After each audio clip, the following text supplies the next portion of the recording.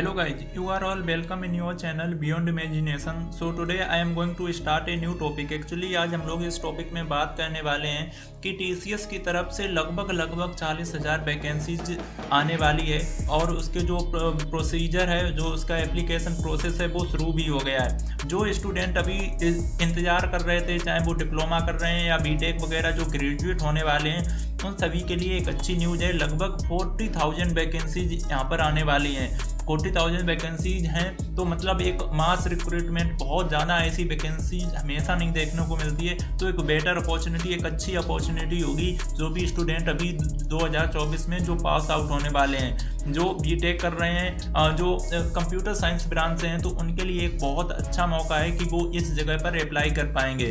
तो सबसे पहले हम लोग इनके कुछ टर्म एंड कंडीशन देख लेते हैं कि क्या क्या चीज़ें हैं। सबसे पहले अगर बात करें, सारी चीज़ें हम लोग इसमें 1 बाय 1 करके कवर अप करने वाले हैं कि क्या एलिजिबिलिटी है, क्या सिलेबस है, कितने राउंड में इनका एग्ज़ाम होगा, ऑनलाइन होगा या ऑफलाइन होगा, क्या सिलेबस रहने वाला है और इसमें कितनी परसेंटेज आपको चाहिए, कितने ईयर का गैप होना चाहिए तब आप एलिजिबल होगे, या कितने बैकलॉग्स हैं तब आप इस एग्ज़ाम को दे सकते हैं। तो सारी चीज़ें 1 बाय 1 करके कवर अप करने वाले हैं। सबसे पहले हम लोग कुछ इंपॉर्टेंट पॉइंट्स देख लेते हैं।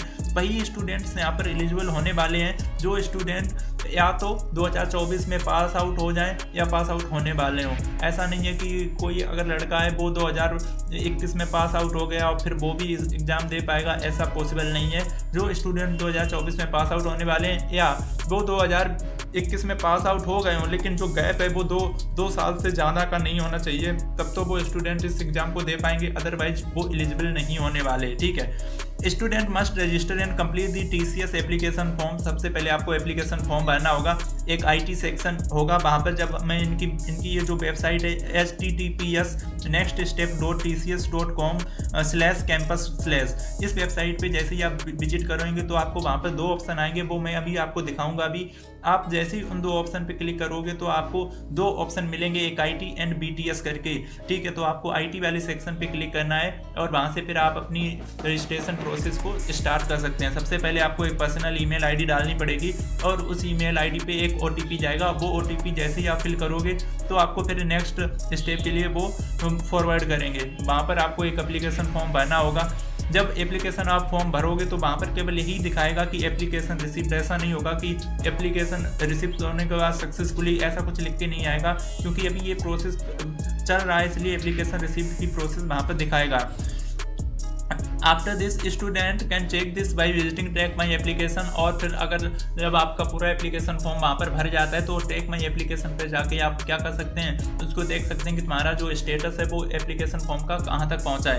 सबसे पहले आपको ये वेबसाइट विजिट करनी है https://nextstep.tcs.com/campus।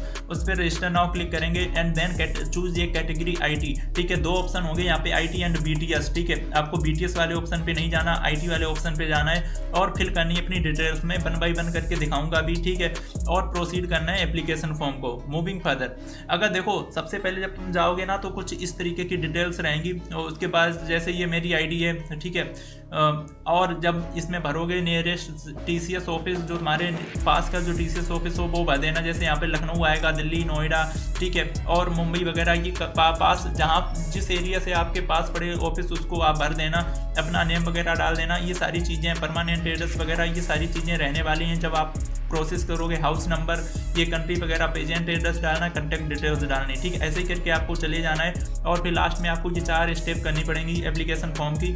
इन 4 स्टेप में अगर देखें, सबसे पहले आपको पर्सनल डिटेल डालनी है। ठीक है, पर्सनल डिटेल जैसे ही आप डालोगे, ठीक है, उसके बाद आपको क्या करना है, एकेडमिक एंड वर्क वाली ये डिटेल्स भी आपको फिलअप करनी पड़ेंगी इधर से। ठीक है, तो वो भी आपको सही से डालनी है। यहाँ पर देखो, सबसे पहले आप पर्सनल डिटेल्स डालोगे, जो भी आपका एड्रेस वगैरह, मोबाइल नंबर, ईमेल आईडी, ठीक है, और उसमें पिताजी का नाम, फादर्स नेम, ये सारी चीज़ें आपको सही से वहाँ पे फिलअप करनी पड़ेंगी। आइए फिर आपको आना है एकेडमिक एंड वर्क एक्सपीरियंस पे। ठीक है, तो वहाँ पर इंस्टीट्यूट नेम डालोगे, हाईएस्ट क्वालिफिकेशन डालोगे और कौन सी साल में पास होने वाले हो।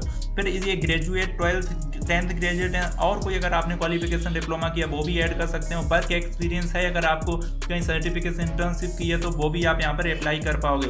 और डिक्लेरेशन के बाद सेव एंड कंटिन्यू करोगे, देन मूव करोगे थर्ड ऑप्शन पे अदर डिटेल्स, यहाँ पर अदर डिटेल्स भरोगे एंड लास्ट में एप्लीकेशन फॉर्म प्रीव्यू करोगे और लोकेशन डालोगे कहाँ से आपने उस फॉर्म को भरा है। तो ये कुछ पूरा प्रोसेस रहने वाला है, ठीक है। मूविंग फर्दर, लास्ट में जब एप्लीकेशन प्रीव्यू वाले सेक्शन पे आओगे तो तुम्हें कुछ इस तरीके का ये सेक्शन दिखेगा।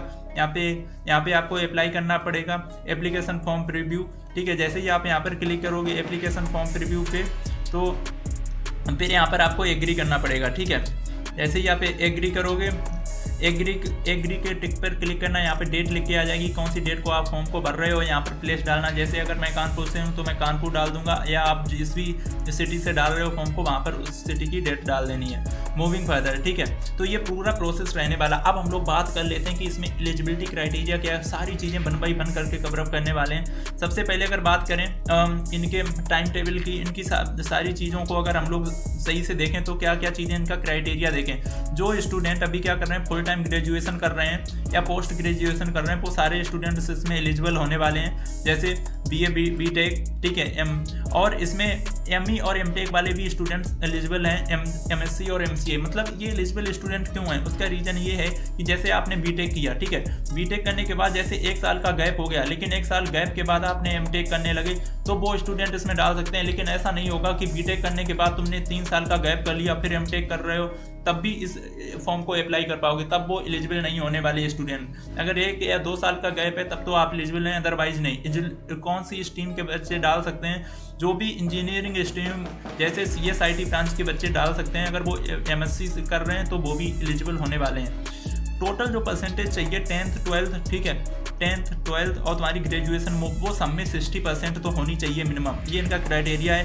गैप देख लो 24 मंथ्स इज अलाउड, 2 साल यानी कि 1 साल में 12 महीने तो उस अकॉर्डिंग 2 साल से ज़्यादा गैप नहीं होना चाहिए, और बैकलॉग एक एक्टिव बैकलॉग से ज़्यादा नहीं होना चाहिए। तो ये इनकी कुछ क्राइटेरिया है।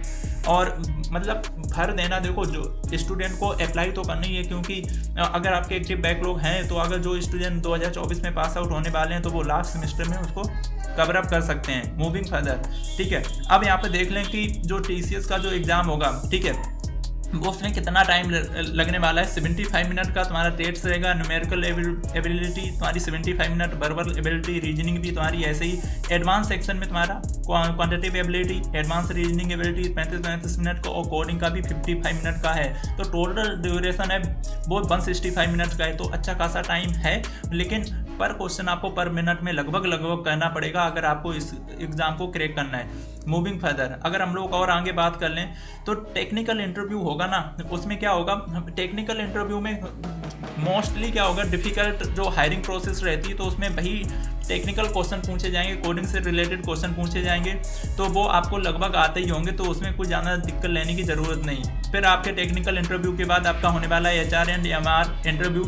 ये सिंपलेस्ट राउंड होता है। इसमें जनरली वो आपसे कम्युनिकेशन स्किल्स वगैरह, लीडरशिप क्वालिटी की चीज़ें चेक करते हैं। GD राउंड एक तरीके का होता है, वहाँ पर कितने आप फोकस रह पाते हैं, कैसे चीज़ों को हैंडल करते हैं। तो HR एंड MR राउंड में ज़्यादा कुछ नहीं होने वाला, तो ये सिंपल सा राउंड होने वाला है। और लास्ट में कुछ इंटरव्यू प्रिपरेशन के लिए मैं क्वेश्चन भी बता रहा हूँ, अगर आपको यहाँ पर जाना है। Tell me about yourself, what are your strength, what are your weakness, what do you do in your free time. ये सारे कुछ क्वेश्चंस रहने वाले हैं, तो इनका स्क्रीनशॉट ले सकते हो। Is this your first interview, what do you want to join our company and not other similar company. तो ये कुछ ऐसे सिमिलर क्वेश्चंस रहने वाले हैं जो लगभग सेम कंपनी पूछती है, तो तुम्हें उस पर फोकस करना है और इसकी तैयारी अच्छे से करके जानी है। इसका जो एग्ज़ाम है वो 15 जनवरी या 20 जनवरी तक होने वाला है, तो सभी लोग 1 महीना है लगभग, ठीक है। तो तब तक तुम लोगों के पास टाइम है, इसको अच्छे से प्रिपेयर कर लो। This was the information I just want to share in this video. So thank you guys for today and